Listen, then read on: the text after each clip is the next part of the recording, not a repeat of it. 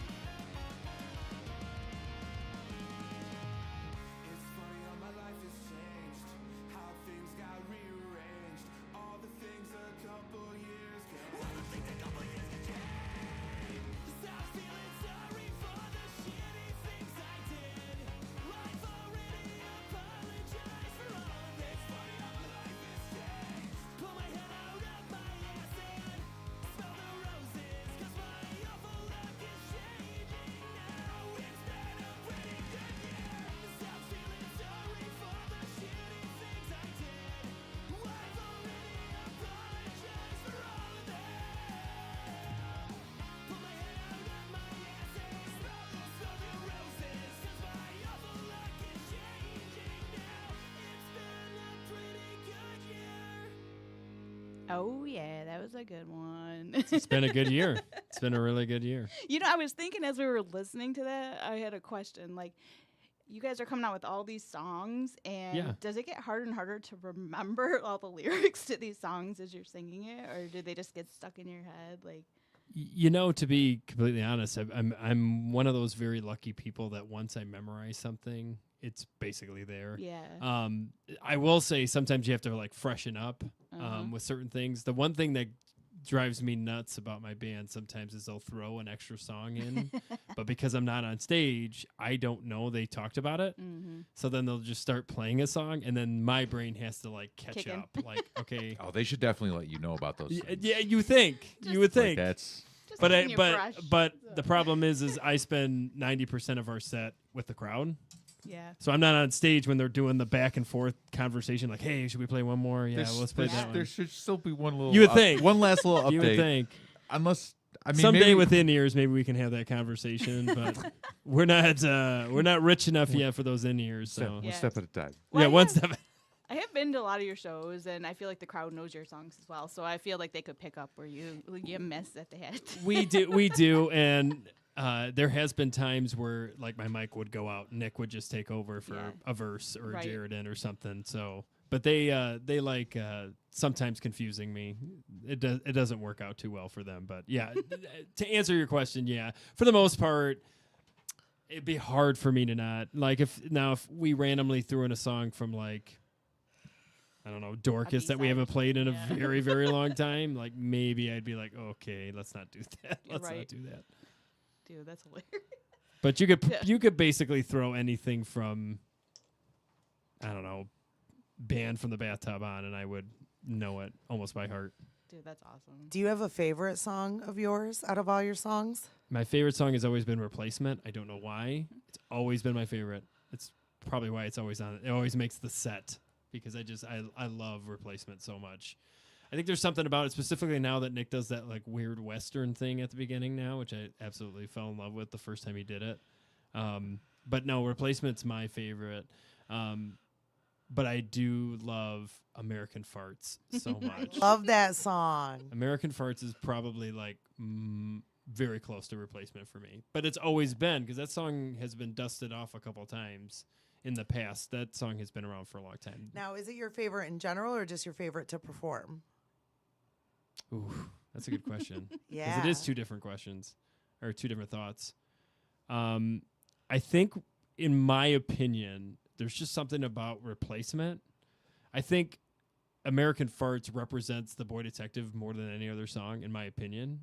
So, like, as for, like, if someone's like, hey, what does the Boy Detective sound like? Be like, listen to American Farts. Like, listen to this pieball shout that we do that we completely stole. Thank you, pieball. I was like, that's literally the only piebald song I know. Yeah, right? Yeah. It's the best because I remember like when like Roger for the first time heard it when he was recording us, and saw Eric Taft, who also mixed and mastered, and shout out to both of them. They were like, you're not doing a pieball thing, are you? And we're like, yeah, we definitely are doing a pieball. We're definitely doing a pieball thing here. And it was just funny that they both noticed it. And it still today we'll get like a random message like, hey, did you guys did you mean to do like a pieball thing? Like, yes, we meant to do a pieball thing. 100%. I'm not gonna lie. I had to Google it too. I'm like, I know that song. Who is that? Who is that? I was like, oh yeah. It's just enough Too. where it gets enough, like it gives them the definite nod, but it's also like it's our own too. Because I think even if they listened, they'd be like, thank you for doing that. Like that's cool. That's rad. Mhm. But we've took in like in date night, we stole the scholars part, like just me, just you. That's the Mhm. same thing like we did there. Just Nick is a big fan of like giving nods to specific, but then like making it our own, which is kind of the trick of Yeah, the like detectives. the one with the misfits, right? You guys have a misfits one too. So that one was figurative heart, and we just realized it's the same Same. notes as Dig Up Her Bones. wasn't So I'm even like, I'm impressive. just gonna Yeah. throw Dig Up Her Bones in here Yeah. because oh, that was 90. good. And I love that because you could tell like the misfit Uh, fans are like coming out of the that was- woodwork yeah, like, that- yeah, finally, I was yeah, like, ska band playing Misfits. Yes. Let's do it. Let's Yes. go. The ska fits. There we Yeah. go. Now, Yeah. one thing I know that you and I talked about briefly before, which I was eager to pick your brain about, is you said growing up, Christopher, your brother, was such a big musical influence? Yeah, so I was lucky enough to be in a home. I have 3 brothers. My oldest brother got an education. It really wasn't into the whole punk scene like we were, but Chris specifically. So then you got to think Chris was like 2.5 years older, so just enough where he thought it was still cool to hang out with us, or at least thank you, Chris, for pretending you thought it was cool to hang out with us. And then Nick, we call him Doc Nick, but he's my twin. He's an identical twin. We would get all of our CDs from him. So, and I've said this on before, so all of you have listened to this. I apologize. So just skip this part. But he would give us all sorts of albums. Like I remember him coming home and be like, "Yeah, you guys got to listen to this." And it was Hooray for Boobies, the Bloodhound Gang. But we couldn't listen to those albums because my parents were very strict. So, hi, Mom and Dad, if you're watching. So what we would do is we would like burn them, and then we would just put like Beach Boys on the album, or like something they wouldn't They care don't that even we were know. listening to. Yeah. And I remember specifically the big one we had to really watch was Chris was a big ICP fan, Yeah. so all the cards. So he'd be like, "Okay, now here's Riddlebox, but hey, Mom and Dad cannot find this one." I'm like, Yeah, they okay, can't Chris, hear we got that. you, buddy. So like I remember like at like 11 o'clock, my parents thinking we're sleeping, and I'm listening to Violent J and Shaggy do their thing, and I'm like, "Dude, this is awesome! I have no idea what they're singing about, but like this is cool." Yeah. Yeah. So yeah, but like then it would be a random. Then he would go on to some other album, like it would be like Aerosmith, Get a Grip, and then it would be Blink-182, Enema of the State, and then maybe we'd take a little trip to Pink Floyd, and then like so it was Chris was kind of all over the place. Then Yeah. Natalie Imbruglia or something, you know what I mean? And then, but I remember like specifically the albums that really like really just caught me was like specifically I hate to admit it, but it's the truth. Like Blink-182, Enema of the State, Dude Ranch, those 2 albums were incredibly. But Chris was always also really big into like the traditional like punk bands like Ramones, Sex Pistols, and the Clash. And I remember I would over listen to the Ramones and I just thought how simple and perfect they were. And then I read all their autobiographies and stuff, and they were like, "Yeah, you don't have to add a solo to make a song good." And I'm like, "Yeah, he's right. you don't have to be crazy good at what you do. You just have to be good, And like I love that thought that like anybody you can pick up an instrument and you could be in a punk band. I'm not saying that's all punk bands. There's very, very talented, but it's like that cool idea that like right now there's a punk band starting in somebody's garage, or in Yeah. somebody's Yeah. basement. If you're and- passionate about if it, you're right? passionate and hard, Absolutely. Yeah. So like Chris and Nick, my twin, are in a band called Dads on Couches. So shout out to Dads on Couches. Check them out too. And they're Um, next. But they like Chris specifically kind of taught Nick and I kind of everything. And then we were in a band. I started in a band called AOMS with my twin, an old Milwaukee Shuffle. Don't ask because we don't even know the answer to that. But what we did was we played in that band for very little time, and then Chris at the time was in a band called 1 Inch Brigade. That was like a very trashy Screeching Weasels type band. Loves it. And he was drumming, and he was like, "I'm kind of tired of this band. Let's start," because he always loved the Misfits. The second he got the box collection with the cool like pinch-toe coffin and stuff, he was sold. So he was like, "Benny, I want you to sing, but I want you to sing like Glenn Danzig." So I'm like, "Okay, now I got to start singing like Elvis now for the next." So like, if you listen to Spaghetti Zombies, or if you check out Bandcamp, you can find it on Capaul. You can find our first album back in 2004. We kind of just were like a very interesting Ida, Michigan horror punk band. But yeah, Chris gave us kind of the keys to the kingdom. And then he kind of still maintains his, like, he's just all over the place, and that's just too much for my brain a lot of the time. So I'm like, let's just stay to what I know and what I like. So then I met Nick good along the way from all this experience, and that's kind of where The Boy Detective got started. Yeah, I was going to ask you, like, with The Boy Detective starting, like, who called who? How did that go? Like, So actually, true story, I was in Spaghetti Zombies at the time, and Nick was also in a band called The Machine Always Wins, which was a metal band in Dundee, Michigan. And we had a song called Cemetery Crew, and he had this silly like group of adolescents doing dumbass shit called the Cannibal Crew, and he thought we were making fun of their crew, and so like him and his brother. Sorry, Nick, just the story needs to come out. Him and his brother started like catfishing people back in the day and be like, "Oh, you guys are so dumb. You're like a horror punk band of brothers, like, ugh," and all this dumb stuff. Like, "Oh, we're big tough," and they picked this guy named Straight Edge Dave, and it was this picture of this guy who had grenades on his chest, and it's a straight edge, but it was this fake fictitious person. And so I didn't find this out till later, but in Spaghetti Zombies, we actually wrote a song called Straight Edge Dave, and we made it like in the aspect of like he's our biggest fan. Okay. So like we're like, "Oh, thank you, Straight Edge Dave, for being our biggest fan." Like, and then like realizing later it's my guitarist, other friend that was doing it. Did you realize this while you were eating him? I Seeing as you're cannibals. well, absolutely. Oh yeah, no, he was a Cannibal Crew. We were Cemetery Crew. Let's Let's get this very straight here. Thus the confusion. I did listen to Spaghetti Zombies. Yeah. When you sent the videos over originally for Ella and you mentioned it. So I did go take a listen and I liked it. Yeah. Yeah. We were, and then that formed Capaul. But anyways, at that time, Nick was done with his metal band and wanted to start a kind of a pop punk band called Cardinals.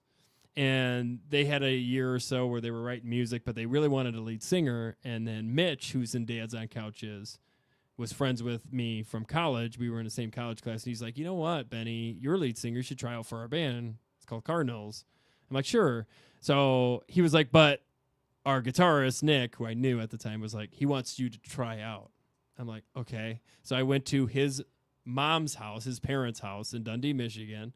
And I had to sing A Dreadful Collection of a Memoranda, which is one of our songs now, that never really got a proper release on Cardinals. And I remember singing in his bedroom. He's like, "I think this could work out. Yeah. I think this could work out." You And had to then call a truce. well, it was so weird. It was like, this is like, what if he says no? Then I got to leave Dundee, and his parents are like, this is awkward. But no, it actually worked out good, and we've been best friends since, and Cardinals became Come On, and then Come On, at the end of it, we started, like, our life started, like, we were getting married, we were starting to have kids, and so he always wanted to do a ska band, and he asked me if I would be in his ska punk band, and I said yeah, but it never really like came out. So he's like, "Hey, well, since we can't do anything other than record right now, let's do a recording process while he had 2 kids, very young, newborns. I had 2 kids, newborns. So we were like, we could still meet once in a while, and our poor wives would have to watch both the kids, and we started The Boy Detective. That was the original start, was just a recording process. And he was like, "Hey man, let's do like a DIY, do it ourselves album, and we'll like try to do some really fun, cool stuff that like Weezer did in Pinkerton." And I was like, "Yeah, let's do that. That sounds great." Pinkerton. And so, in the Top of the Funeral Home, we recorded Dorcas Malorcas. Okay. And then at the end of Dorcas, if you realize, we were still in the more of the pop punk, but I Used to Think You Were Cute was the first ska song on that album. It's the last one. And we got done with it, and he was like, "I kind of like this ska punk again." I was like, "Nick, you've always kind of wanted to do it. Let's just do it. Let's lean into it." And he's like, "Let's do it." And then we realized, like, oh, these songs are actually pretty good. Like, maybe we should try to get a band together. And then we got a drummer, and then we literally put out a Craigslist offer for horns. Okay. And Jared didn't respond. He's like, "Oh, yeah. And also, I have a friend. Do you mind if he tries out too?" And that's how Jared and Seth have been there since day one. That's awesome. And I'd never realized, like, because we were in Monroe County and just never had a really, like, tight-knit, like, fan crew like you guys do here. So when we played here, the infamous, was it the PJ's Lager House show that everybody talks about, I was just excited to be like, "Nick, we're playing with Jay Navarro. Like, we're going to play with Suicide Machines." Yeah. Suicide, And he was like, "Yeah, Ben, this is going to be crazy." And then we opened that show, and just people were like, who are you? And where have you been? Like, why haven't we heard it? He was like, we didn't know to play these kind of shows. we didn't think, you know, it was one of those things where we just never had the offer. And so then it was like offers came in and we were playing all these ska awesome shows, and the Michigan Ska got involved. And I think something that the Boy Detective does, which is like, we are so inclusive to everyone, and we like everybody being a part of it. And I think a lot of bands, like, they want to play their stuff and then they want to kind of like go their separate ways. They don't really want to maintain a relationship. And so, like, we kind of went the opposite. Specifically, my mentality is like, if you're going to come to my shows, you're going to buy my stuff and you're going to sing along to mostly Nick's words, but some of them are mine.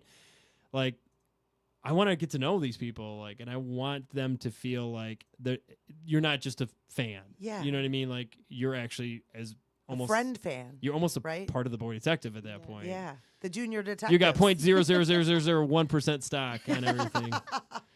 But like, the thing is like, what I've learned too is like, the more I do this, have these relationships, the more that everything is benefiting from it. Like, not only the band, but just like me as a person, me as a human being, them.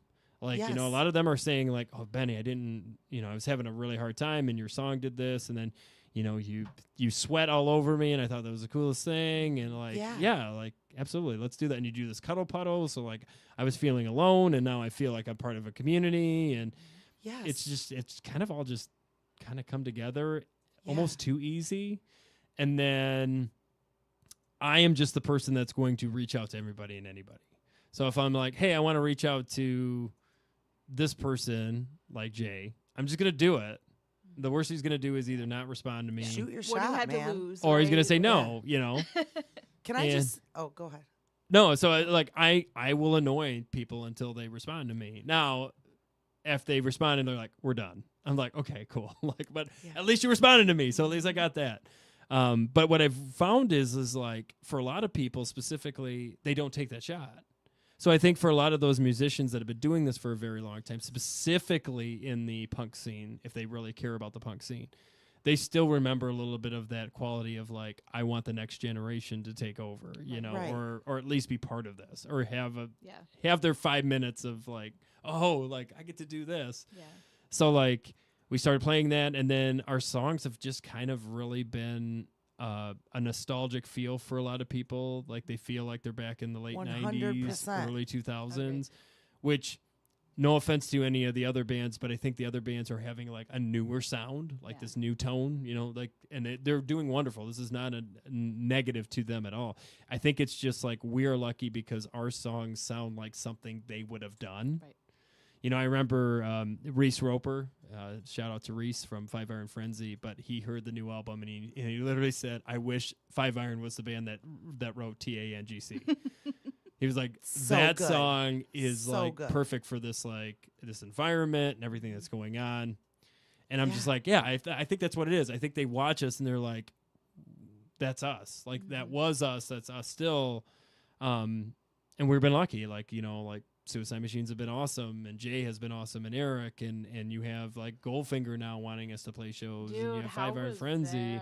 How cool is that? When we saw you guys like doing it, like you're about to play with Les and Jake, right? At, yeah. Like, the Wake and Bake. Yes. It's like playing with all these big bands now. Like, I was cool. I was really so happy and so surprised when Justin Bueller and Dino and Alice and I, she had to work. She was bummed out, but we went to Chicago when you guys played the Chicago show. Yeah. And I was really anxious to see, like, what the crowd would be there for the Boy Detective. The whole place went bananas for you guys. And I was like, dude, they're going places. like, so good. I remember seeing you guys. The first time we saw you was at, or at least the two of us. I don't know if you did before, but it was at the Sanctuary. Yeah. Way back when I got the shirt. Yeah. Actually. Yeah. And I just remember thinking, like, God, like, I feel like these guys have been playing forever. I feel like it just. We were tagging Supernova like crazy like 2 years ago because we were like, if anybody belongs on this Supernova, it is the Boy Detective. Oh my gosh. Like, we were going crazy. And then, like, you know how many people, like, coming from like a fangirl or a showgirl, we go to shows, perspective. We talk to all of our friends. Like, it's such a tight-knit community, like Chris P, Justin, everybody. And everybody is always just like, what stands out different from you guys is like, you're coming up and interacting with people, like you care. Emily's coming up and talking. Yeah. Like you guys truly are making people feel as special as they should feel. Well, and even I know like we'll be like watching even the other bands play, and then we'll turn around and you guys are like right behind us in the crowd too. Like it's kind of cool. You're just like enjoying the show. It's like, well, I guess I just never knew of any different, like Nick and I were playing pole barn shows, we didn't have a stage. If we had a stage, you know what I mean? Yeah. And so show sounds fun. I feel more, and I laugh at my band because I'm like, actually I get, because they're like, oh, the monitors were bad tonight, and I'm like, I didn't have to worry about that because I'm hearing everything that everybody else is hearing, but no, I think I'm also very lucky not only to be with very talented musicians all around me, but also good people. Like, that's another thing, too. Like, there's 7 of us at now, soon to be 8, Chad. Nice. Yeah, there's my little plant to Chad if he's watching. But there's 7 of us. So, like, there's a good opportunity that one of them is going to be a pain in the ass or, a piece of shit. And that's not, I'm very extremely lucky to have 7 other brains that feel the same way about, like, how this world works and, like, how to deal with people and what's important, what's not. I'm sure they're exhausted by me a lot of the time. I know Nick is because he's made it. Say, I don't know how you do it. He's a superhuman. But like my energy is based off you guys. Yeah. Like I worry every time we play these big shows because you're right. Like, what if they don't move? And what if I'm just stuck in a crowd? Yeah. I feel like just it's suffocating. Not dancing like, every it's time. Not possible. Like it's just such a vibe that you just have to. You're just like, like I'm not one to get too much into the crowds either. You can ask her. I'm the person usually I hate like being more in the back. I don't want to be all. I don't ever do the cuddle puddle. I don't know where did that come from, by the way? It was an accident. Oh, okay. Yeah. So literally, it started because I literally died by the end of the set. Because I am just exhausted. I sweat out everything. I should have had a water 4 songs ago, and I don't. And so I would just lay down. It's just something I've always done is like sit down just when I need to take a break and make it theatrical. But really, I'm just dying. Exhausted. Inside. And then what happened was Jaredin started sitting down with me. Oh. And then it was, oh, God, now I'm going to get somebody mad at me. Who was it? Eric was the first one to lay down with us. Okay. And then everybody was kind of looking around like, are we supposed to? Like, am I supposed to be here? Am I supposed to not be here? And then all of a sudden it was like, we're just going to make this a thing. But then after that, like, then it's like people wanted to be a part of it. And we're like, oh, I guess we keep this. Mm-hmm. And now Nick and I are like, oh, I guess Scabies will forever be that song that we have to play. Mm-hmm. You have to. We have to. I have videos from way back from where like I literally can open my phone and I have videos from the cuddle puddle being like 5 people to like the whole to all the whole venue is like laying there. Like it's amazing. Sometimes I am the biggest fan of my band, which is another thing that I know it's not true about a lot of musicians. Like I wish I could be them watching it. Like, it's and so I can't. It's so good. And all I can think of is coming in and doing the bit from the Radiohead, Just, the video, where everyone's laying in the street. Oh, yep. It's not a bad. So, Eric, are you going to come to a Boy Detective show and get in the cuddle puddle? Cuddle puddle for you? That sounds awful. Yeah, I'm there. It's awfully fun. Yeah. It's surprisingly comfortable. You might actually get scabies. You might get scabies. Somebody did say they got. I'm super glad the song that this happens to is called Scabies. That's. I was just telling good. I was just telling my band that I was doing a funeral. I'm a funeral director for anybody who doesn't know out there for my main job, and I had to like bring somebody in my office, and on my laptop I have a picture of one of the designs that somebody did for us, and this girl looks over and she goes, "Oh my God, the Boy Detective! I really like them too." And I'm like, "Okay, how long can I play this bit?" And I was like, yeah, they're I guess they're pretty good, right? They had a little ska. Because I was like, because a lot of people will say that, and then you're like, they don't know anything, right? It's like those people who wear shirts, and you're like, I would never do it, but like, name 5 songs. You're like, oh God. But I was just like see what this girl. She's like, oh my God, I really like that Scabies song. And then she goes, oh, and I'm planning on seeing them at Frankie's at Mustard Block. I'm like, oh, okay, this person knows Legit. something. And she goes, you should come. And I'm like, I don't know. Like, I don't know if I'm. That's I love them, hilarious. but I'm really How do busy they with the suck? funeral I don't home. know. And then I was like, you know what? I'll be there. And she's like, you'll be there? I'm like, yeah, I'll be singing. She's like, you'll be singing? I'm like, oh, I'm the singer for the Boy Detective. She's like, no way. She's like, I literally had to explain to my 10-year-old what scabies was because of your song. And I'm like, oh, that is awesome. That rules so much. Okay. I got to jump in. I have a topic. I have a question for everyone. So last week on Sunday, in the bar beneath us, they have like a School of Rock thing going in the record store over here, right? And once every 3 months or so, they do a little showcase in the bar. And basically, the kids get together and they play classic rock songs, and it's great. That's cool. I've heard 12-year-old girl absolutely kill "Sweet Child of Mine." That rules. It was awesome. It was great. So last week, they start doing some like 90s alt rock stuff, and I'm like, okay, this is different. And they start into a Tool song. And I'm like, Oh, really? I'm like, oh, well, this is okay. Now we're setting the bar high, and I'm like, wait, this is Stinkfist. Oh no. This is Stinkfist. That's what song they're. Oh my! Wait. So my question is, can you think of what's the thing that you can think of that, like the wildly age inappropriate thing that you learned from a song lyric, from a song specifically that like. Literally years later, you're like, oh, she went from suck to blow. I get it now. Like. Well, I can assure you, I didn't realize what Violent J and Shaggy were singing about for the most part. I was actually, now that I think about it, this is going to be an easy one for you. Bloodhound Gang was also very inappropriate for at the time.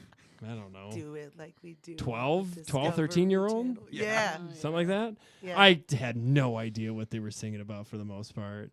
But I was at the age where, like, if they said fuck, that was cool. Yeah. Oh, yeah, that's rad, buddy.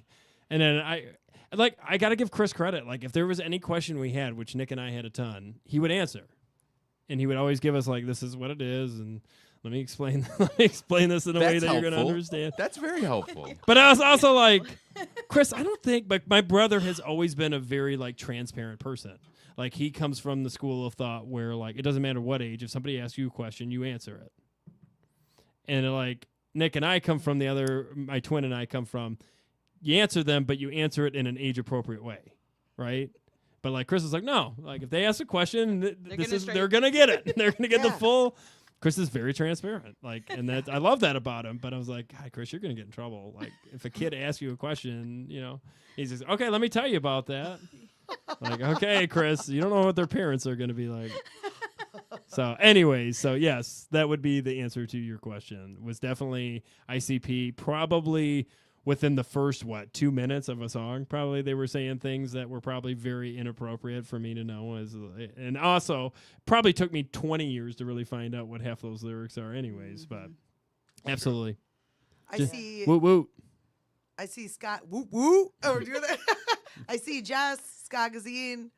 Bloodhound Gang. She wants to know: did anybody actually ever get scabies in the Cuddle Puddle? Oh. We were told somebody Fair got question. scabies from the Cuddle Puddle, but there's no proof. We need documentation I at that feel point. like I would not admit to it if I did. But if they did and they showed me documentation, I'd give them free stuff. Yeah, there you go. I got Yeah. nothing but love from the Cuddle Puddle, and I've been in it a few Actually, times. that would- Yes, Yeah. Brandon, if you're watching this, I went to the Boy Detective show and all I got was scabies would be a really cool shirt. That absolutely. All I got was this shirt and scabies. It's a new shirt, That's right? it. Love Brandon. it. I Yeah. would wear it. He's listening. Yeah. He's out there. He's like, dang it. I There's gotta do somewhere. it. No, somebody did say they got scabies from a Cuddle Puddle, but come on. Aw. They're just No. saying that No, 'cause they that's just the wanna be cool. song. They Yeah. It's probably their brought eczema. the scabies.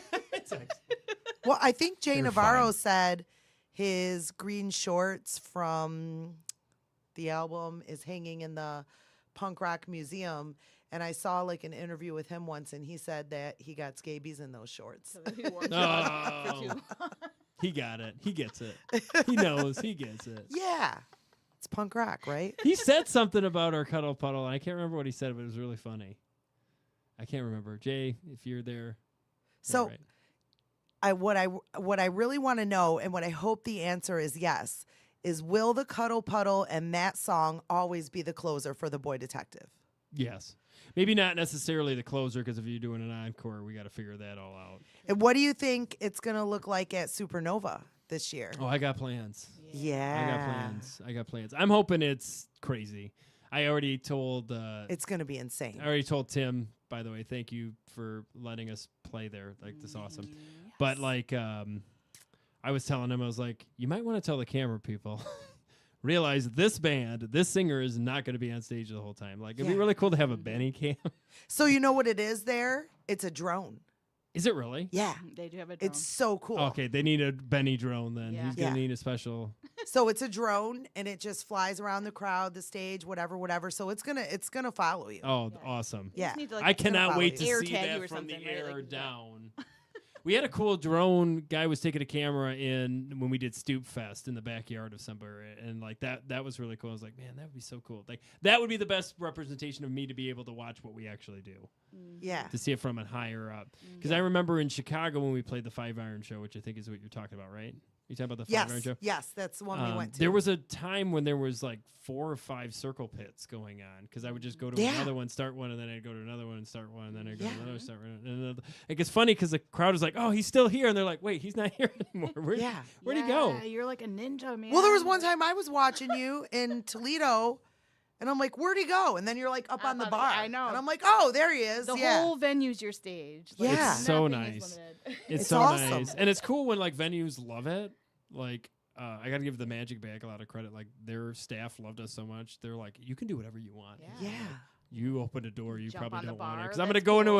I'm gonna go into a room and get locked in or something, and then I'll be done. I loved when you picked up Seth. It was a recent show in the Grog Shop. Yes, Grog Shop when we saw you. And I followed you. You picked up Seth, and he's Mhm. playing the saxophone, Like a and you're baby. singing, and you were carrying him and rocking him, and I just love that. Oh my god! And I so- filmed it for Debbie because that was like the one show she's at everything. Oh, she's So I'm like, I'm the gonna film band your mom. baby boy. Yeah, band mom, Debbie. she's great. Shout out. But yeah, no, like he used to go on my shoulders, and we Yeah. were like, you know what? No, let's be more intimate about this, Seth. Yeah, Let me carry you like a You're baby. basically making love to that saxophone. We might as well really just Yeah. play it out. So yeah, I started cradling him. I love it. Love no, every it's second of it. awesome because nobody else is doing stuff that the Boy Detective is doing. Oh well. Like nobody else. Yeah, you guys keep it fun for sure. Like, Yeah. It's I would like friends- to be rocked for a show. That'd be nice. I mean, yeah, make a suggestion. Somebody pick me Seth, up. this is a challenge. Next mean, time you be got to pick careful up with Benny. Seth Which- pick up Benny would be so cool. No, I was saying because like Chad is Like, a throw really you the like shoulder and play it. Chad's a beefy guy. I was like, Chad, pick me up, and then I'll pick up Seth, and we'll have like Yeah. like a cheerleader thing going on. And it's a good show no matter if your eyes are on Benny singing or like you're watching the band. The band is just going crazy, dancing, having fun with it. It's such a good show from all around. Oh, it's a lot of fun. Like I am impressed because I'll get a chance. I'll start watching the band and then realize like, oh, I'm in the crowd. I need to move. I need to move. But like my horns are like doing like awesome things and like they're moving. And like I love Yeah. how we set up the stage now, which is a pain for me the first 2 songs because I have nowhere to stand because it's just Yeah. a line of musicians that are jumping around. And I'm like, Yeah. I'm gonna get killed. I'm gonna get a trombone slide right to the eyeball. I'm gonna be done. Chad's gonna like just bounce me off a wall or something. Nick does like a kick every once in a while. I'm gonna get like karate kicked in the face, jaw. They actually have support groups for ska band lead singers. Oh, who I'm sure. face similar injuries. God, please send me that. Like, So- hi, I'm Benny. I'm a lead singer, the Boy Detective. Hi, Betty. So, can we pick a little bit into your personal life? Yeah, go for for it. a little bit. So, for everybody that was waiting for us to start, we were late because we made a special visit to a very special friend tonight. And we won't get too much into that. But part of that visit was because Benny is just the man when it comes to caring for people and loving people. And so you are a funeral director, an embalmer. You do a lot with. You're like the chairman for Suck at Suicide. 6 feet over. 6 feet over. Yes. So I want to know what I can only imagine. Does a lot of that work that you do, that personal work outside of here, working with people and seeing a lot of death and just seeing really how special life is, does that influence your music? Obviously, yes, it does. But like, in which way would you think? So it is the greatest mental exercise to do, to be the lead singer of the Boy Detective. I'm surrounded by death. I've been surrounded by death my entire life. I grew up living in and around the funeral home. I always joke that Doc and I, my twin and I, would play Nerf guns in the casket room, and then Dad would kind of come up and be like, "Dude, you gotta get these Nerf, like their family's coming up. You gotta get these out of here. They're gonna know." But I remember, playing basketball, and a widow would come up and start talking to Nick and I. Or like, I would go in the funeral home, and there would be a child casket, at a very young age, and like. But my dad did a really good job. Shout out Dave.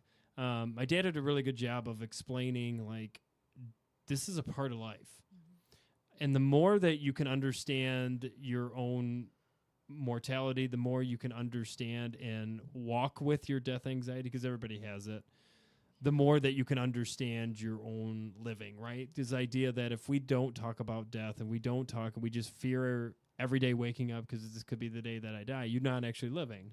You're fearful. And then what I also realized at a very young age is other people's parents don't talk to them about death. So my high school friends would be like, "Dude, I don't know what like, don't talk about that. Like, that's awkward." And I'd be like, "Why is it awkward? Like, people die all the time."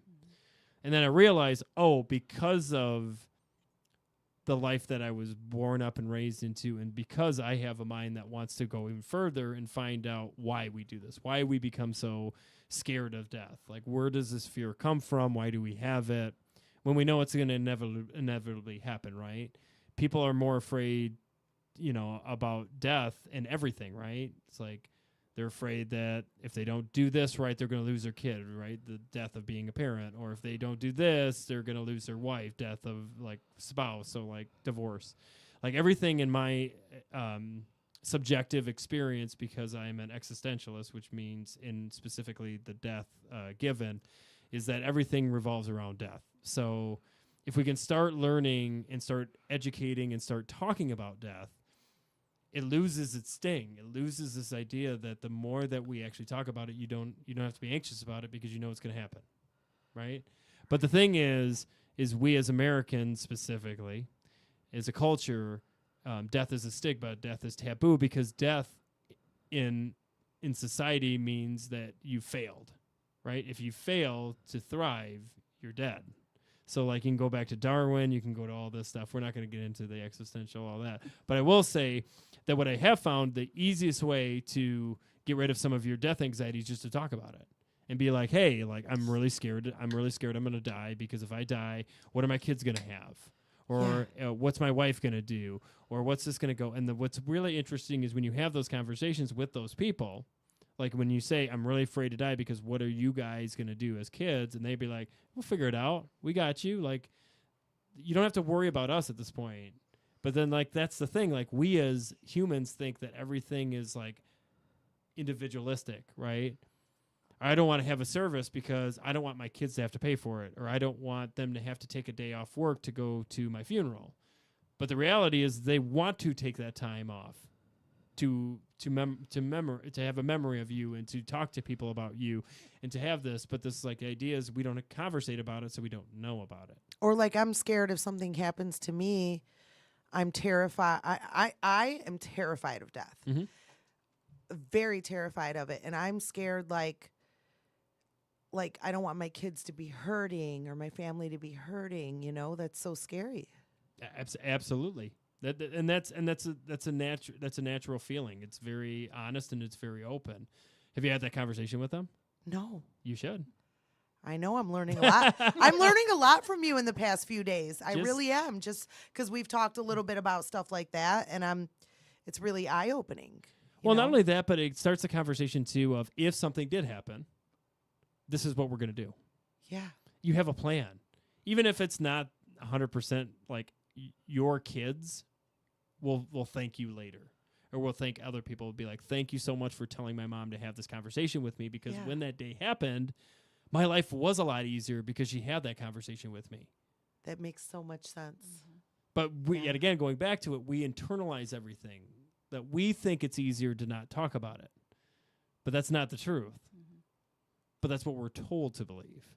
So whenever I have an opportunity to talk to somebody about grief or about loss or about just their own mortality, like, I'm going to take it, because I learned so much more from every different case. And the idea is, I think a lot of people are afraid to talk to people about death, is, what if I look stupid? Or what if I say the wrong thing?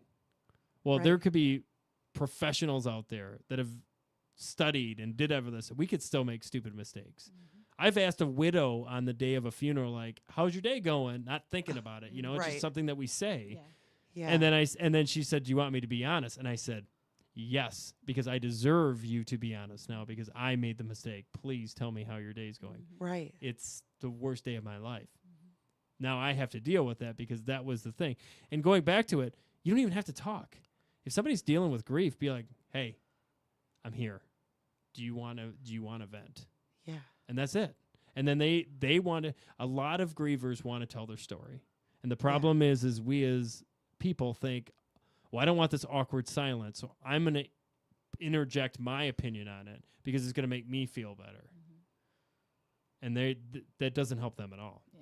But they're so used to it at that time when they're dealing with grief that they just kind of let you do it, so you can move on. Yeah. Like, I want them to feel better. Mm-hmm. Like, this is that other thing too, is like, they're the ones grieving. I see so many eulogies, and the first thing, the person gets up and they uncrinkle the paper now with iPads, and what's the first thing they normally do before they can even get started? They choke up. Crying, yeah. And what's the thing that comes out of their mouth? I'm sorry. Why are you sorry? Yeah. Yeah. I should be sorry that you feel that way. Mm-hmm. Yeah.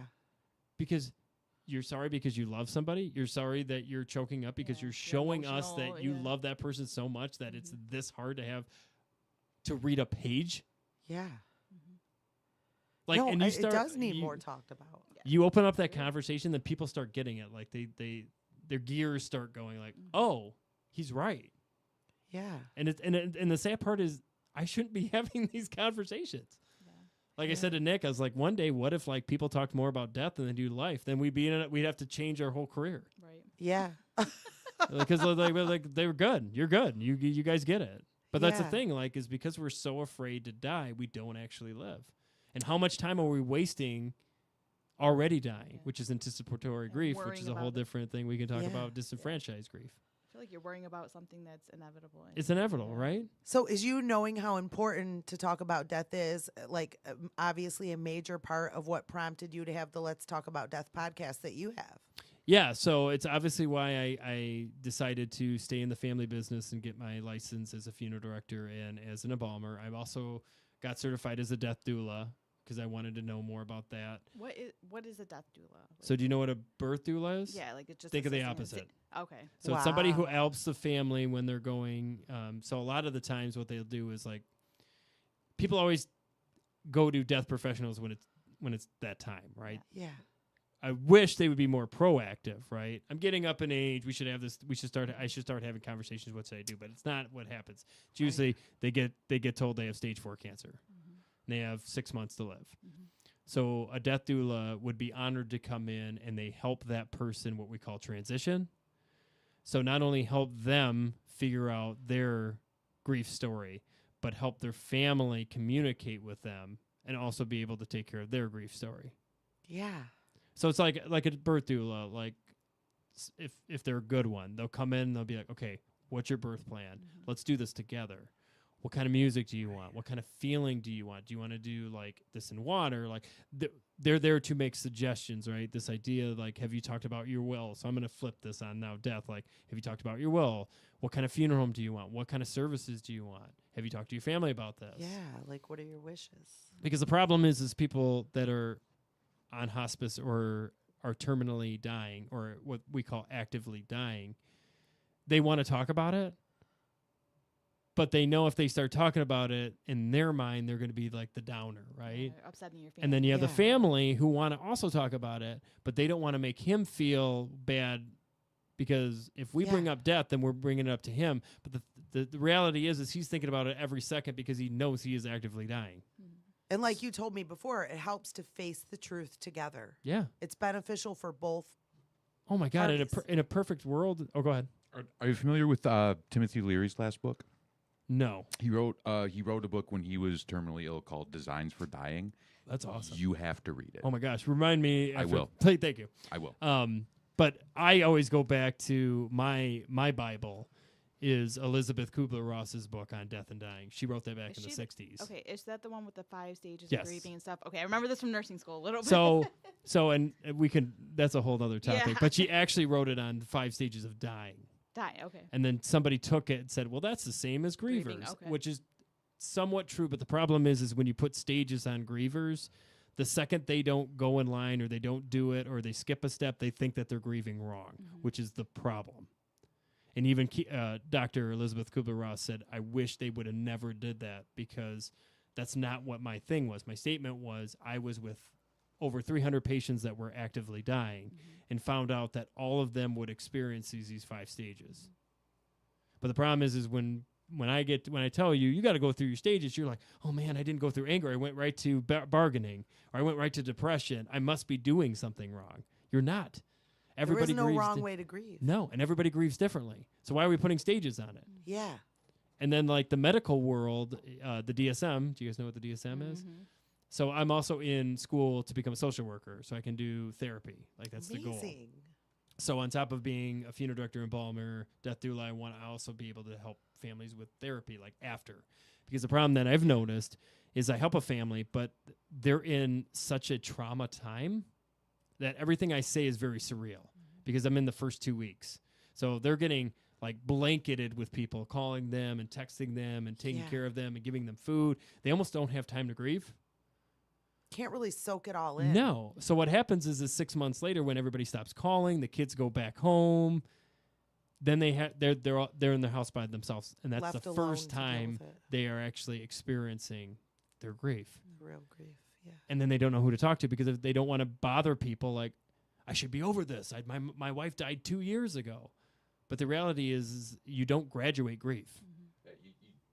She died 2 years ago, but you didn't get rid of her coffee cup. Yeah, exactly. And Her clothes are still every in the morning closet. you make coffee, and it's you Or could you're- just get rid of it. You could stop reminding yourself of this at any time now. But it's also like But you don't. the daughter calls and the daughter reminds him of her. So then you don't graduate these things. Yeah. So like that's why we've even noticed with like widows and widowers, they have a better chance of experiencing like groups 6 months later. A lot of times like people force them to go to groups and they're like, I don't even know how to deal with my grief, and this person's been here for 5 years. Like, so it's just there's so much to talk about, and honestly, I don't know everything. But I'm willing to at least talk to people. Like even if I'm wrong, like tell me why I'm wrong. And be like, okay, that's a really neat idea on grief. I'm going to remember that for some time. If somebody's looking at me like, you are not connecting, our wires are not connecting, I know why. And it's because nobody grieves. So our job is almost impossible because nobody grieves the same. Right. So how am I supposed to help every griever if I don't have a map of how their grief is supposed to look like?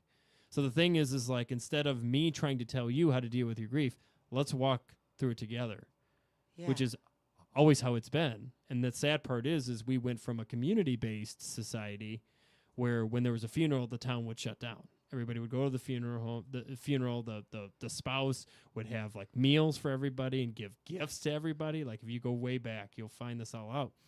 Now we went to individual. Like we're going to do a direct cremation. We want nothing. So how are we supposed to get that community-based grief support if we're not doing any of it? Now, I'm not saying that you need to have a full funeral. I'm not saying you have to get out there, because obviously I'm a funeral director, so people are like, oh, he's biased out there. 100%. But I will say there is truth behind it. And if you look at the numbers, mental health is skyrocketing right now. Yeah. And there's also a correlation of more direct cremations. No services. maybe that's a part of it. Maybe it has nothing to do with it. Maybe it's coincidental. But I also think that the problem is we don't do a good job talking about death, grief, anything. And like I said, if every problem has something to do with grief, whether it be divorce, whether it be loss of a job, loss of a friendship, loss of society, right? We just had COVID, or we have a new society where it's either have to be this way or this way, and if you're not, you're civil warring against each other, right? Mm-hmm. So like if we don't have the coping skills to deal with that grief, we're not actually living. Yeah. Right. No, I agree 100%. That's a very small but Yeah, big no. circle way of Yeah. clustering it. Yeah. Yeah. Benny is Yeah. so like you are just so wise with it. Like even everything you said in the last few days, like the voice note the other day was so helpful. And so do you like back to what I was originally asking you? Does it correlate to the band? So is Boy Detectives is like your happy place, right? So Boy Detective is my happy place. We do sing a lot about existential stuff. Yeah. I mean, literally, Scabies is we're all fucking doomed and we're wasting our time. Wasting our time, yeah. Which is 100% the truth. We're wasting our time by worrying about something that. It's like I always wouldn't wondered really that when I happen. heard that song. I'm like, yeah, that came. Now from Nick somewhere. did write that, but like he was But he's feeling part me. of it too, working Well, in the. and I also like Nick good, but like Oh, okay. but like Nick and I have been writing music together now for over 20 years. So a lot That's of the awesome. things when you're saying this sounds like they've been together, in theory, Nick and I have. Yeah. So the main like core of this band has been together for over 20 years. And we've just been very lucky to get the pieces that we never had before. That's amazing. Yeah. That's amazing. And you're working on new stuff. So yeah, I'm not going to give out any specifics, but we are working right now on a whole new LP, hopefully coming out in the next year or so. We'll see how that all pans out. I'm excited for it. Maybe some singles trickled in here or there too. Yeah. The future's bright, but right now we have so much going on with all these shows that, playing Virginia for Supernova, Yeah. playing Philly for This Is Not Croydon Fest. Philly. I see you, Jess. Shout out over to here. Philly, Jess. Yeah, we got Gainesville, we got Wake and Bake with us Yeah. and Jake, so we're playing with. We'll be there. We're we gonna are- be there. We are carpooling with Debbie. Oh, Yeah. it's gonna be so much fun. We're- You're gonna have to take merch with you. I didn't mention. Yeah. And We don't care. Supernova is one of our favorite festivals. It's so much fun. And not only cannot wait to experience it again, but now with the Boy Detective. Yeah. Like it's going to be amazing. I'm excited for that one. That'll be fun. You know what we noticed at Supernova the last couple of years? Even the people at the door, remember the people like scanning our bracelets in or whatever? They were like, most of our people that show up are from Michigan. Yeah. We're everywhere. Well, infesting every festival. Like Michigan. Nothing against any ska scenes Infestation. out there that isn't Michigan, but Michigan's got a really good ska scene right Yeah, now. I Yeah. agree. Yeah. We've Yeah. got a really good ska scene, and they seem to keep coming out of the woodwork. So The Midwest is killing It it right is now so- with ska and punk. Philly's pretty good What? too. Like we've been to Philly a few times. Yeah. Like they got a lot going on. over Yeah. there. it's pretty amazing. Like it's just, and then like we got the biggest ska show of the year in Grand Rapids this year Yeah. Yeah. with Goldfinger and Suicide Oh, Machines. yeah, Catch we already- 22, We Mustard got our Plug, tickets. Five Iron Frenzy. I'm excited. for Yeah. those.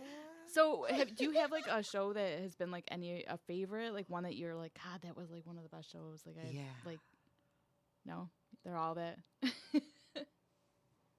So Nick and I have been, this last year specifically, have been in like cloud nine of this isn't really happening. Like we I really bet. didn't go to Gainesville and recorded with Les and Jake, like Right. Roger. So Like- cool. Like we didn't, like I didn't just sing Islands with Suicide Machines, and of course it took me to go to Philly to play with the Machines and not Detroit, which is wild to me. Yeah. I thought I for sure I thought we're gonna play one show in Detroit. We're gonna get lucky. That's gonna be it. No, I'm playing with Goldfinger, and because that was wild. Let's talk about that for a while. Yeah. Yeah. So first of all, was not expecting to, because just my brain was like, I'm just playing with Goldfinger, right? Right. And Suicide Machines. I'm good. Like I don't care anything else that happens. Whatever. But then I go in there and we're talking with No Doubt's horns. and we're talking with real big fish horns. And Mike Herrera's there, so we got the MXPX thing. Dude, And then, Dude, so I did not realize, like, when we randomly met them on the street in LA, I did not realize how short that guy is. So short. Mike? Yeah, shorty. I was like, in my Aw. head, I'm like, he's like little. He's like a little guy. He's a little guy. And I was just sitting there and like they were doing some promotion. Mike and Jay were doing promotion for one of their shows for MXPX and Suicide Machines. And I'm just sitting there and I'm like, I'll hold your camera. And he was like, yeah, that's cool. So I'm holding the camera and I'm like, am I Is here this a right dream? now? Is this happening? Am I here right now? Somebody pinch me. And then Jay was like, oh, Mike, do you know who this is? And he's like, yeah, it's the guy from the Boy Detective. He goes, no, this is my friend, Ben from the Boy Detective. Aw. And I That's was awesome. like, my little heart. I was like, he was like, I got to do my one good deed for the year. That's all you get, Benny. And I was just like, I was just dying. Like, this is wild. And it was really cool to be a part of that. And it was also really cool to be like, we're like all these big to-dos. And I know, like, if they were sitting in this room, like, no, you guys deserve it. Like, you guys, and I get it. But it's also very hard for me to, and I say this all the time, like, it's hard for me to not be that 16-year-old inline skating in a funeral home parking lot listening to the best and the worst of the Suicide Machines. Mhm. So, Yeah. I'm sure they have similar stories too. Like, oh, I can't believe we're playing with Descendants. So-and-so. I'm sure. Yeah. I'm sure. But, like, also, Yeah. like, That's cool. Though. they're like, oh, just talk to us like, and they're like, okay, hey. So band members fangirl out a little bit too. Well, always. Yeah. Always.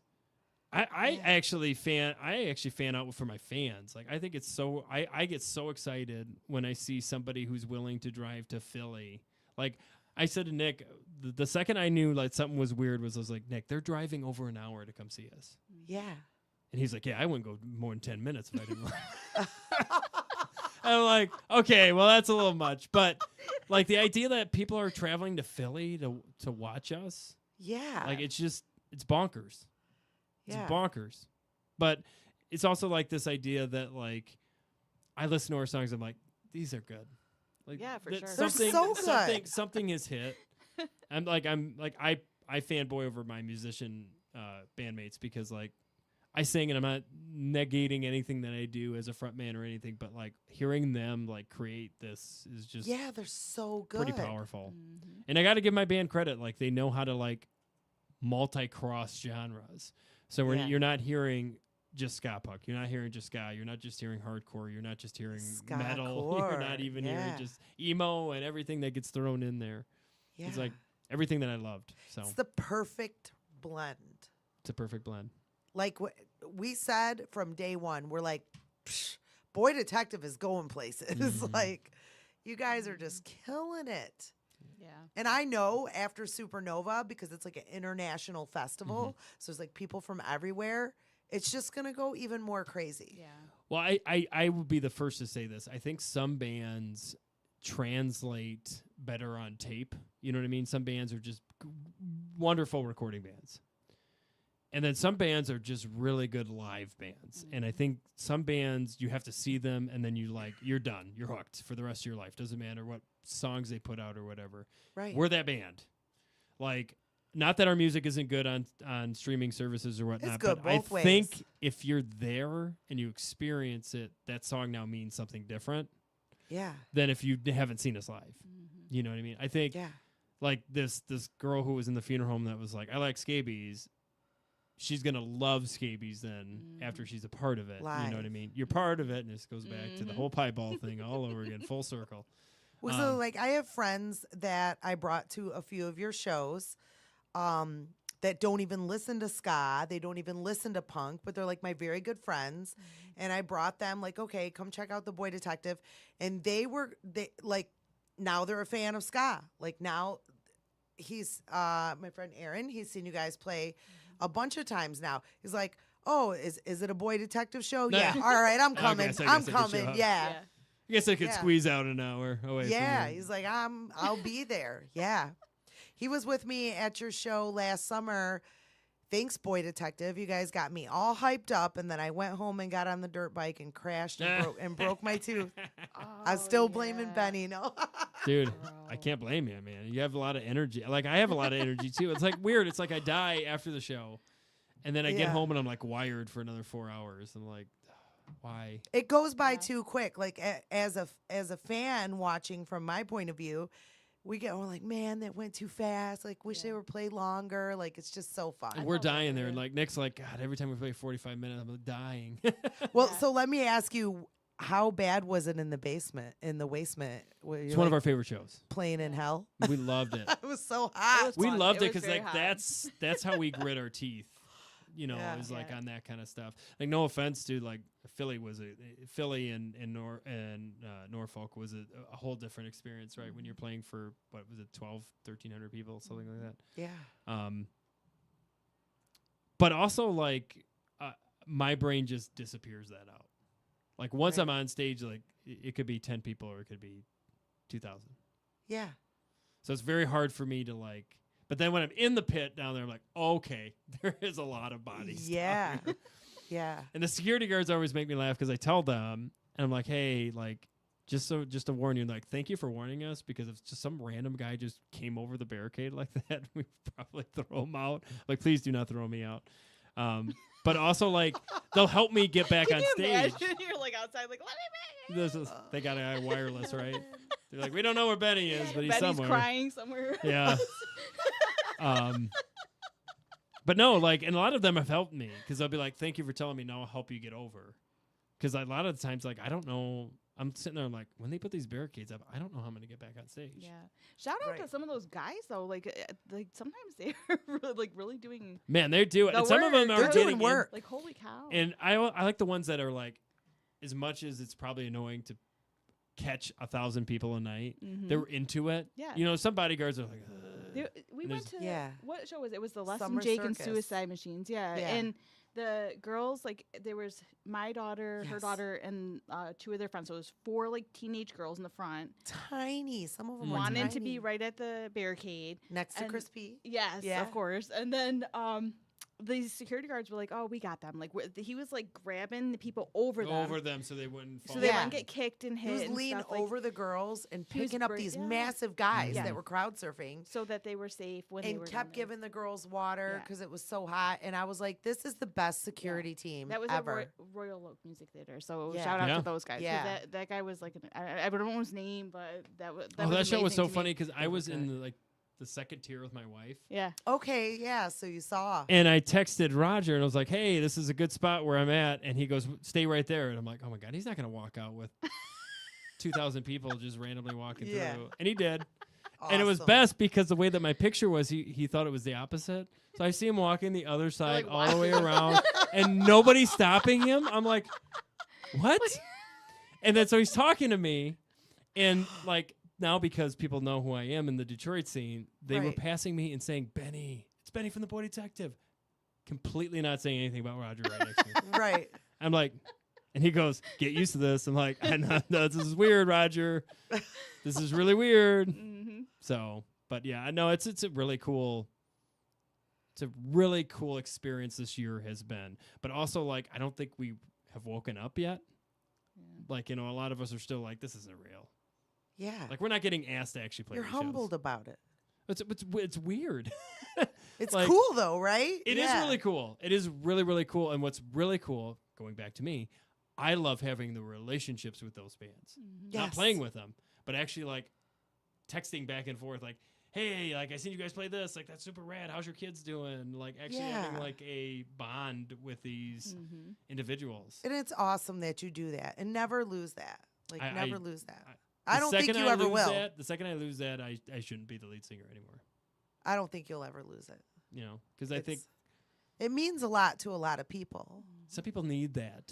Some Yeah. people need to go to that show. Some people need to be a part of something because Right. they might be having the shittiest year of their life. Yeah. You And those never know shows what's are going on in keeping somebody's them life. here on this earth. Yeah. So, but yeah. Also, yeah, you mentioned something. I just want to go. Yeah, I'm also the board member of Gabby's Grief Center in Monroe. Awesome place, everything grief, and then 6 Feet Over out of Detroit that helps families with when they have a loss to suicide. That's amazing. Mhm. It's amazing because there is not enough help like No, that. there isn't. There isn't. And then, we live in a world now that doesn't see the value in helping out that kind of organization right now, which is Right. really sad because everybody can at least say they know somebody or, God forbid, in most cases, they've had a family member or themselves, that have struggled with, suicidal ideation, and just felt alone, Yeah. It's scary. Do they have is there like a website for them, or where Yeah. people, if someone You can wants go reach to out? www.6feet, but it's FT Okay. over.org. And then I think it's just GabbyGriefCenter.org for the one in Monroe. But Okay. they will help you with anything. Yeah. Like even Gabby's, we'll figure something out. We'll help you out with your situation. And we can send out stuff to, like, if you're a school and you need some like pamphlets or like literature. So It's so important. My twin brother, he's a cop, and he said, I don't know if it was last summer, maybe the summer before, but they just kept getting a call. Long story short, a girl was threatening suicide, and the cops would come and then petition her to the hospital. She would be there overnight. Somebody would talk to her. They would send her home. And this happened 3 or 4 times, and then by the very last time they got the call, she took her life. Yep. Because there was not enough help. no, and it's the kind of the sad story right now where it's like we don't have time to take care of that. Yeah. And we don't also have the money or time to put you in some place to actually have conversations with people that can actually help you. Yeah. It's terrible. It's so lonely and it's so sad. That's why it's And it so doesn't have to important. be. It does not have to Does be. not have to be that way. Needs to be more people putting in the work, That's it. doing the work, spreading the word and doing the work. And Well, just taking time for strangers and other people. What's really cool about 6 Feet, specifically when people have had those stories where they had a parent die by suicide or a brother, they are helping us. They want to be a part of it because they don't want other people to have to deal with it. Mm-hmm. But that's the sad part, is like we need to be proactive, not reactive. Right. And that's just with everything with grief, in my opinion, is like we could be educating high schoolers and grade schoolers on grief and loss, Yeah. which 3 states do have that in high school, which is wonderful, but that's 3 states, Mm-hmm. not Michigan. Yeah.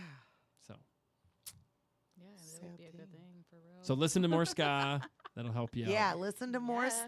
ska because it is it's very happy.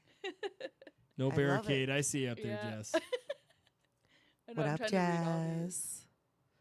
Yeah. So if you had to pick a song, I sent Pelto a list of some. I can't see that far. I'm blind. What you got up there, Pelto? I mean, you made the list. I don't remember what I sent. I was sending it in the You car. got date night up there, and you got Oh, dreadful. love Those are that. both Yeah. bangers too. Well, we Um, wanted stuff off of older stuff, Exhibition and we too. wanted newer stuff. Yeah. Yeah. Because your favorite song Replacement's not on there. is Date Night. I don't think we completed it all the way. It was kind That's of like okay. a You're rushed good. thing. No, I mean, date night honestly, we is a could've done all of fan them. favorite. So play I do date, like, let date yeah, I night. do like date night. Date Night's good. Date night Replacement rules. is one of my favorites. Because I know, so usually we go 2 hours, but we Mhm. got here late, but we had a very important thing that we tend to that meant more than taking up this time today. Yeah, and thank you for doing that. Like, So, that's yeah. so amazing. So we're doing 1 hour, and I'm telling you now, since we didn't get our 2 full hours, Yeah. we are gonna have we're you gonna back. collect. We're gonna collect We collect some 1 data. hour. Yeah, Why one. We're don't- gonna get an hour. Here, when more stuff I can release, then we'll have the revamp. Yes. Sounds good to There you me. go. Yes. Sounds good. Then to we'll have me. some other stuff to kind of release, hopefully. Yeah. And we're very excited because not next Sunday, but the Sunday after, which is what God. I looked That's at the too much date math. earlier. We're having your brother Dads on Couches. So the first, And I'm so excited for that. would that be the 15th? Yes. That's not great. That's not correct. No. Next Sunday is the 1st. Would be the 8th. So the 8th. You got it. So, but it's the Sunday after because we're every He other said Sunday. the eighth. Right. The 8th. The Next- 8th, The yes. So on the 8th, Dad's on Couches, Christopher Capaul. Mm-hmm. I'm very excited for that.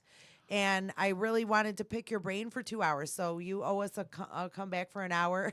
And I'm really hoping that the show before you, Acoustically Yours, happens to get pulls Blues Dad as a guest, because then we're gonna find out if he knows about this couch. being a dad himself, because recently somebody else on Skip's show challenged his blues dad status, and there's going to be a blues dad off. There we go. There. Yeah. So Like all the we're going to dads. keep. What I'm saying is we're going to keep harassing blues dad. We're going to find out how All much of his the name is dads. bullshit. Like, are you? Have you? If you were a real dad, you'd be on this couch. You know that. Yeah. Anyway. Dads on Couches is amazing. I think your whole family is so talented, you and your brothers. I get a lot from them, and they get a lot from me.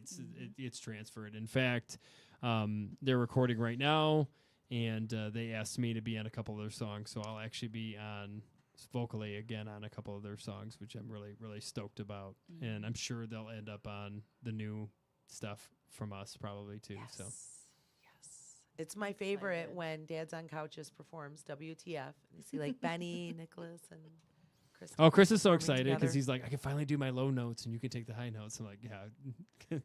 He's a It's low so singer. good. He loves like singing his low notes. So like, and also him and I are just a bag of energy. So like, Yeah. Did you take any vocal lessons, or is this just all self? so I've come a long way. I think a lot of it has to do with just like doing it, Just just doing it. overdoing it and figuring it out and going through. But I was in theater for a very long time. So That's helpful. are specifically musicals. So I love musicals. So I did like Little Shop of Horrors and Do Patent Leather Shoes Really Reflect Up. I love that. And got so many more. Damn Yankees was another one. But anyways, and then I did Rocky for years. Oh, I did love Rocky it. Horror Picture Show for years Yeah. with Chris and Nick. And shout out to Tracy and Josh. The two directors of that, specifically Tracy, is a vocal coach. Okay. So she would be like, okay, Benny, this is what you're doing wrong, and this is why you're doing it wrong. And it was more like training me on breath and also to sing from the diaphragm, which Right. Tracy, I'm not good at because I dance and do a lot, and that's hard to remember. Because the idea is like if you lay down, the way that you breathe is how the way you're supposed to sing. But like you got to like force yourself to remember that, especially when you're like doing hard. And then like I've learned that there's a way to scream, like there's actually a coach that teaches you how to like scream without breaking your voice. I didn't know that. Yeah. There's like a way to do it. It's actually really cool if you watch her do it. She's got a YouTube channel, you can watch her. But yeah, so like teaching myself that, and also like teaching yourself like you can say different words that are easier to come out when you're actually not saying the right word. Right. You use like different syllables, or also like harmonies. Like I can hear them better than I've ever done before, and it's because I've just done it for so long. Yeah. But it would never hurt me to go back and get more lessons, right? You don't even need them. Like you're an amazing singer, amazing songwriter, amazing human. And we were so excited. We were like, we got Benny. I was nervous. I'm not gonna lie. I was like, oh my God. Yeah, I heard that, and I was like, why would you be nervous? I don't know. I can't Yeah. help it. I'm probably we the know you and we easiest talk one. to you all the time, but it was like Like, what we am I were gonna ask him? stalling on asking you. I don't want to fuck this up. Oh yeah. You start the episode late, and then you got to deal with that. You're too fucking Yeah. cool, Benny. That's what it is. I mean, it would not be a Showgirls thing if one of us weren't late. I swear to God, we're late for everything. Everything. Did you guys wanted to record this? Whoops. Oh. Whoops. So thank you, Benny. Absolutely. You're such a pleasure. Such a pleasure. And so we should end it playing out like what did we pick? Date night? That's what I was told, yeah. Can we just play them all? You'd be here Ska all night. party. He's like, no. Ska party. He's like, and no. He's like, oh, so band practice, great. Yeah, right. yeah. Ska party. All right, now jump on the table, Benny. Yeah, right. Start sweating all over the place. Benny, don't jump up. I'm not gonna jump on the table. Are we gonna have a cuddle puddle? Dude. That'd be We get, who's getting Okay, scabies? now, maybe let's say, let's pass the scabies check. Now we're done.